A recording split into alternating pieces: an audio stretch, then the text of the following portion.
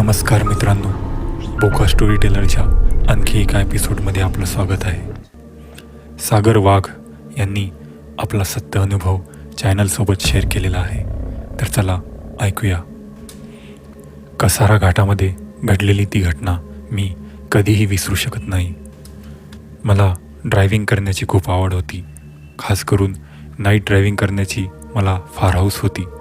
मी फार लांब प्रवास रात्रीच करायचो. रात्रीची कार चालवणे मला खूप आवडायचे. आज रविवार होता. आज मी आणि माझे 3 मित्र राहुल, रमेश आणि मोहन आम्ही नाशिकवरून मुंबईला जाण्याचे ठरवले. जाण्याचे कारण काहीच नव्हते, फक्त मौज मजा आणि फिरायला जाण्याची आमची खूप इच्छा होती.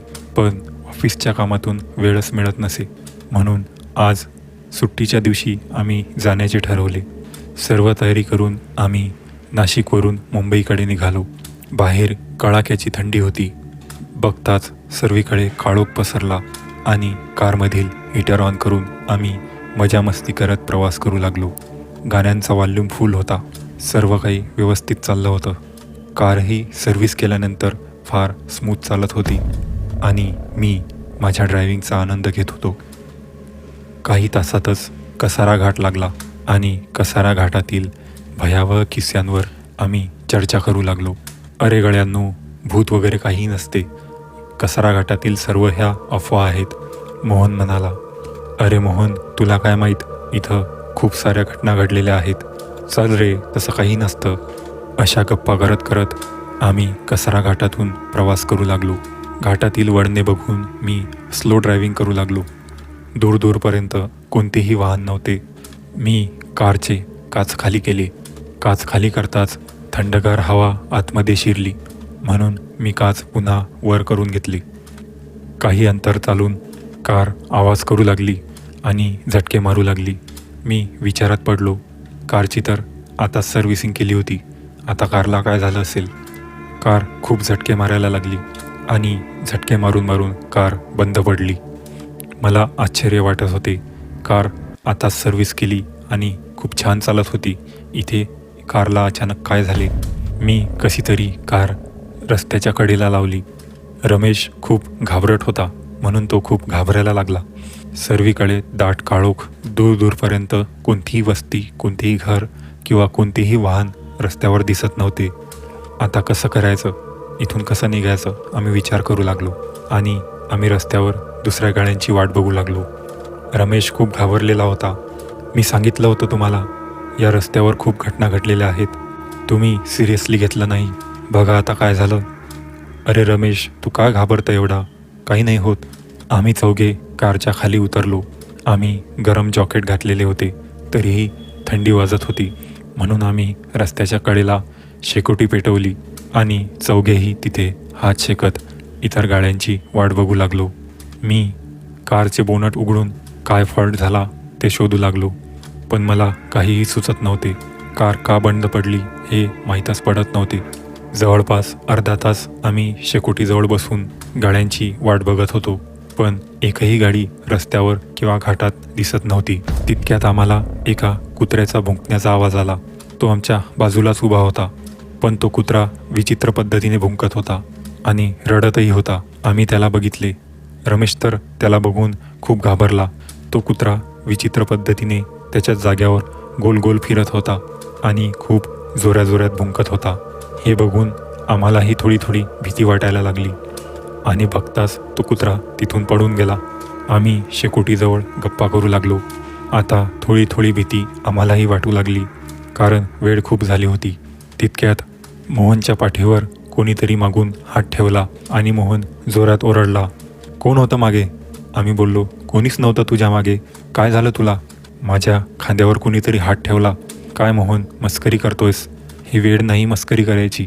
अरे खरंच गड्यांनो, माझ्या खांद्यावर कोणीतरी हात ठेवला. हा नक्की भास नव्हता, हा तुझा भासच असेल.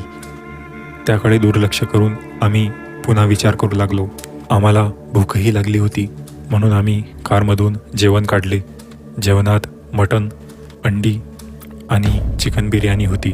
आम्ही ती शेकोटीजवळ बसून खाऊ लागलो. जेवण झाल्यानंतर आम्ही फ्रेश होण्यासाठी कारपासून थोडं लांब गेलो. कोणी दिसते का, कोणी वाहन दिसते का बघण्यासाठी आम्ही पैदल थोडं दूर आलो.